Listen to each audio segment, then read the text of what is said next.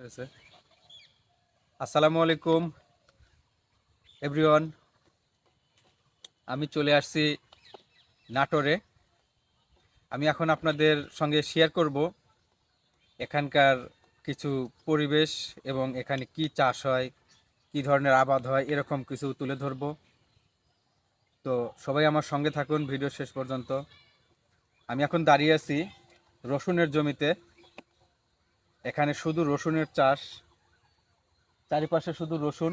একটু ঘুরে দেখান, চারিপাশে শুধু রসুন, যত দূর চোখ যায় রসুন আর রসুন।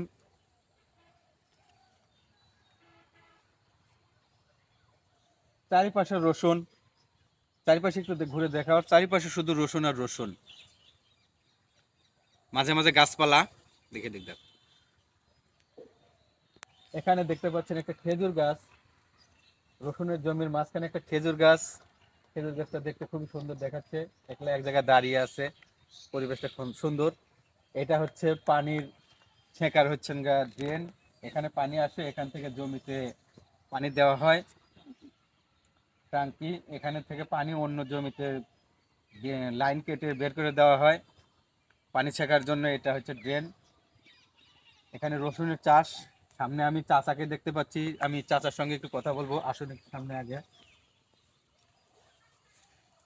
আসসালামু আলাইকুম। ওয়ালাইকুম আসসালাম। ভালো আছেন? আলহামদুলিল্লাহ। আপনার বাড়ি কি এখানেই?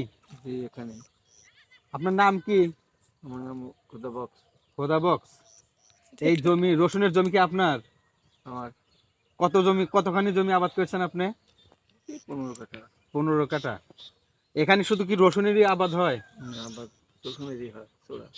রসুনেরই চোরা। এখানে প্রধান আবাদ কি রসুনেরই? রসুনের। আপনার এই জায়গার নাম কি? এটার নাম হচ্ছে চকপাড়া গ্রাম। চকপাড়া গ্রাম, থানা বড়াই গ্রাম, বোরাই গ্রাম, জেলা নাটোর। জেলা নাটোর। ও, বুঝতে পারছি। তো ওই রসুনের জমি, 1 বিঘা জমি আবাদ করতে কত টাকা খরচ হয়, এটা কি বলতে পারেন? কত 20,000 টাকা হবে। 1 বিঘা জমি 20,000 টাকা। আর উঠালে পরে বিক্রি করবেন কত? ওটারও বিক্রি হবে হলো 40-50,000 টাকা। 40-50 হাজার যদি দাম পান। নাম পালি আর যদি দাম না পান তাহলে কি লস যাবে? তাহলে তো লাভ যাবেই। লস যাবে। প্রিয় দর্শক, 1 বিঘা জমি রসুনের আবাদ করতে 20 থেকে 25 হাজার টাকা খরচ হয়। কিন্তু যদি লাভ হয় তাহলে 40-50 হাজার টাকা বিক্রি করা যায়। আর যদি লাভ না হয়, লস যায় না, চালান চালান উঠে আসে। আরেকটা আশ্চর্য জিনিস, রসুনের জমিতে দেখেন, এটা কিসের আবাদ করছেন রসুনের জমিতে? খিরা, খিরি। এটাই রসুনের ভিতরে হবে নাকি রসুন উঠানোর পরে হবে? এটা না, রসুনের মধ্যে হবে। রসুনের ভিতরে হবে।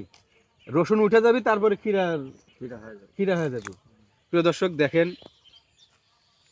আমি একটু নামিয়ে ভিতরে। এক জমিতে 2-3 ধরনের আবাদ। রসুন ওঠার পরে আবার ক্ষীরার গাছটা ছায়া যাবে জমিতে, আবার ক্ষীরার ফলন হবে, ক্ষীরার গাছ বিস্তার হয়ে যাবে এবং সেটা থেকে ক্ষীরা তৈরি হবে, সে ক্ষীরাও বিক্রি করবে। তাহলে দেখেন এক জমিতে কত ধরনের আবাদ। আসলে মানে জমি থাকলে পারে আবাদ করা যায় এবং বুদ্ধি থাকলে পারে অনেক কিছু সম্ভব হয়। প্রিয় দর্শক, চারিপাশে রসুনের আবাদ দেখে আমার পরিবেশটা খুবই ভালো লেগেছে। একটু চারিপাশে ঘুরে দেখান। সামনে সুপারির গাছ, সুপারির গাছটা একটু জুম করে দেখান। সামনে সুপারির গাছ সারিবদ্ধ, কত সুন্দর, খুবই সুন্দর লাগতেছে। জায়গায় জায়গায় ড্রেন পানি ছেঁকার জন্য, এবং চারিপাশে রসুন, তার পাশে আমের বাগান আছে, চারিপাশে আমের বাগান, সব মিলিয়ে সুন্দর একটা পরিবেশ।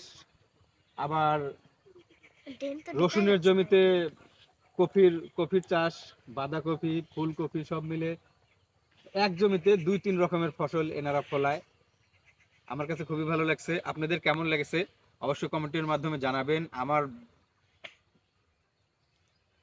উপস্থাপনা এবং আমার ভিডিওগুলো যদি আপনাদের ভালো লাগে তাহলে অবশ্যই লাইক, কমেন্ট, শেয়ার করে পাশে থাকবেন। সবাই ভালো থাকবেন। আল্লাহ হাফেজ।